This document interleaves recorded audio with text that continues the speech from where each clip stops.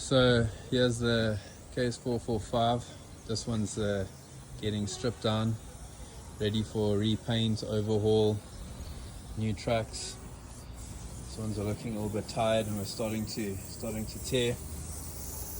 Final drive's had a bit of a leak. You can see it's worked hard, been through the bush. Concrete, mud, all built up everywhere. Radiators need to get cleaned. Again, tracks here, you can see the metal coming through. Once the steel cables inside here snap, that's your tracks done. But yeah, quite a bit of work to do. Gonna have to get new idlers as well, front and back. They're actually quite expensive.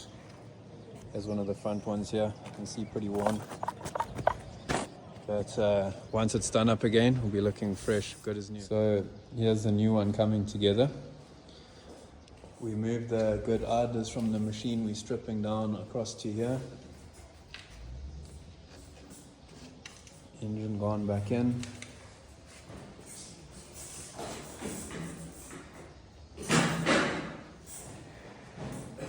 Lots of bolts.